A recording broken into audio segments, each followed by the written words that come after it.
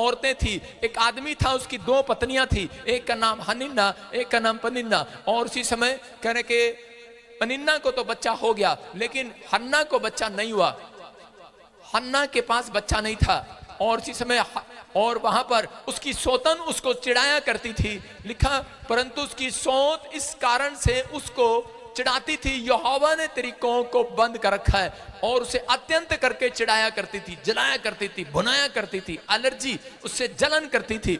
मैं कह रहा हूं कि हो सकता है आप में से भी कोई यहां पर आपके आसपास ऐसी आत्मा हो कि जो आपको चिढ़ा रही हो, जो आपकी नाम धराई कर रही हो कि तेरा क्या बना, मेरे घर में शांति है, तेरे घर में बरकत नहीं है, मेरे पास पैसा है लेकिन तेरे पास पैसा नहीं है। आज हो सकता है आप में से किसी न किसी व्यक्ति को कोई आत्मा परेशान कर रही हो, लेकिन आज रात मैं कह रहा हूं उस परेशानी का अंत होगा, दी एंड होगा चर्च। आमीन। आप अगर रिसीव करेंगे आज दी एंड हो जाएगा यीशु मसीह के नाम में।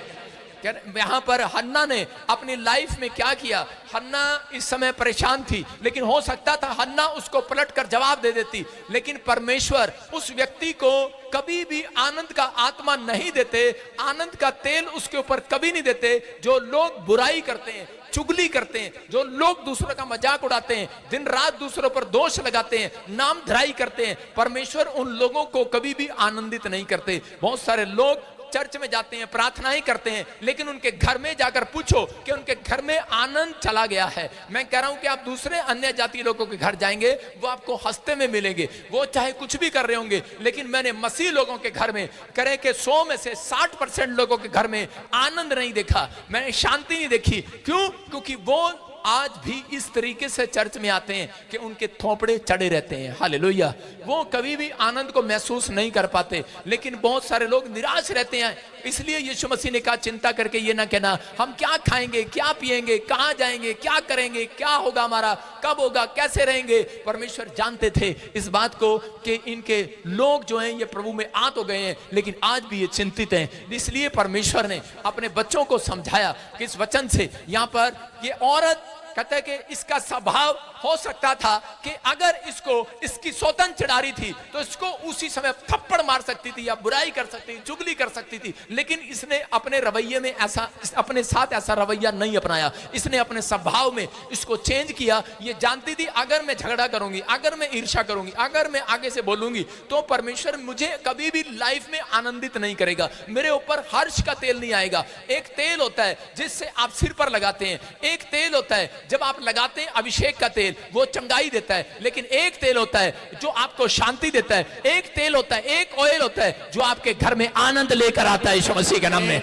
वो अभिषेक का आनंद वाला तेल आज रात आपके सिर पर आ जाए। आमीन बोलने वाले। आमीन। कह रहा वो आनंद का तेल, आनंद आपके घर में होगा तो आप ज्यादा काम कर सकते हैं। इसलिए बाइबल में लिखा गलातियों की पुस्तक में कि आनंद का आत्मा, आनंद का दान आपके अंदर होना चाहिए। इसलिए यहां पर कहता है ये उस औरत के अंदर जानती थी कि मेरे घर में आनंद नहीं आएगा, मेरी गवाही नहीं बनेगी, इसलिए इसने अपनी सौतन को चिढ़ाने की बजाय, उससे बदला लेने के बजाय, पलटा लेने की बजाय इस औरत ने क्या किया, इसने परमेश्वर के घर जाना पसंद किया, इसने परमेश्वर के सामने घुटने टेकना पसंद किया। ये इंसानों के सामने रोने की बजाय, इसने बदनाम करने के बजाय अपने पति को, कई औरतें बदनाम करते हैं मेरे पति में शुक्राणु कम है, कई बार पति पत्नी को बदनाम करते हैं, सास बहू को बदनाम करती है और कहती है इसकी ट्यूबें बंद है, पता नहीं कुलखनी कहां से आ गई मेरे घर में। बहुत सारी बातें हम लोग ऐसा करते हैं, मजाक उड़ाते हैं, ठट्ठा करते हैं, ईर्ष्या करते हैं और चीज में अपने ही लोग अपने लोगों की बुराई करते हैं। परमेश्वर ऐसे लोगों के घर में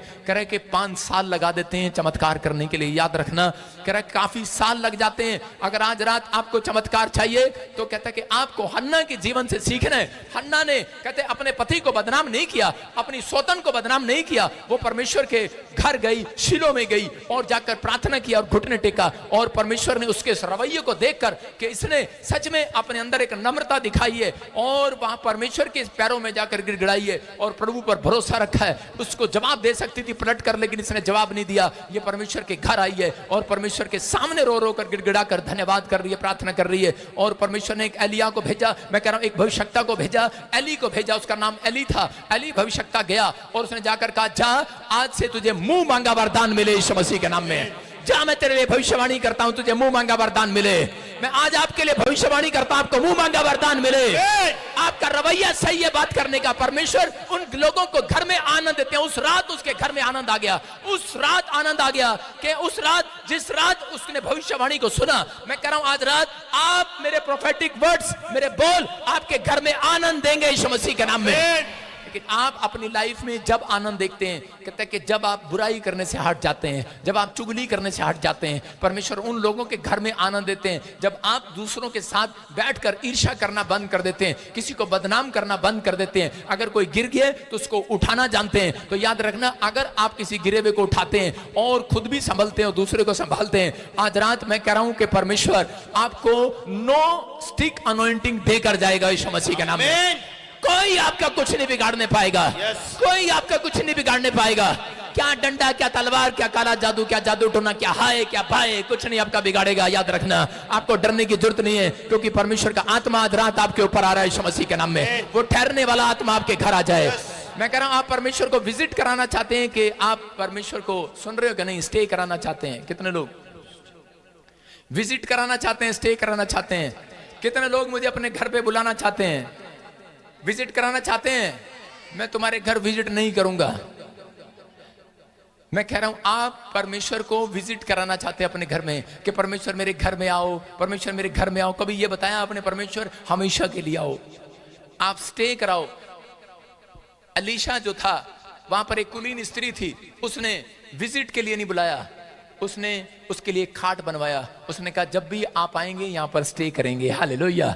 याद रखना, मैं कह रहा हूं कि आज आप कहीं से भी आए हैं, लेकिन आपको समझना है, अगर आपने निंदा, चुगली करना शुरू कर दिया, बुराई करना शुरू कर दिया, मुझे बुला लिया अपने घर में और मैं आपकी खाट पे सो गया, आपने मेरे लिए कमरा भी बनवा लिया, बेड भी बनवा लिया और मैं सो गया आपके घर में। मैं कह रहा हूं अगर मैं सोया, स्वर्गदूत भी आपके घर सोएंगे। याद रखना, मैं कह रहा हूं अगर मैं लेट गया, लेकिन उसके बाद क्या होगा, आपने अपने घर में चुगली करना शुरू कर दिया, उधर से क्या क्या की बातें आ रही हैं, बच्चों को पीट रहे हैं, चुप क्या कर रहा है, तो उसी समय मैं उठूंगा और चला जाऊंगा तुम्हारे घर से, मैं दोबारा स्टे करने नहीं आऊंगा। समझ जाना, अगर आप बुराई करते हैं, आप ईर्ष्या करते हैं, आप चुगली करते हैं, आप हटते नहीं हैं पुराने स्वभाव से, तो परमेश्वर जो आपके अंदर स्टे करता है वो वहां से चला जाएगा। याद रखना, चला जाएगा। वो अंदर स्टे करना चाहता है उन लोगों के जिन्होंने अपने मन को साफ कर लिया है, जिन्होंने अपने मन में से चिंताएं हटा ली हैं। दो तरीके के लोग हैं, एक प्रार्थना करते हैं लेकिन फिर भी बर्बाद हैं। याद रखना, मैंने ऐसे लोग देखे हैं जो प्रार्थना करते हैं फिर भी बर्बाद है। कौन कहता है प्रार्थना करने के बाद बर्बाद होते हैं?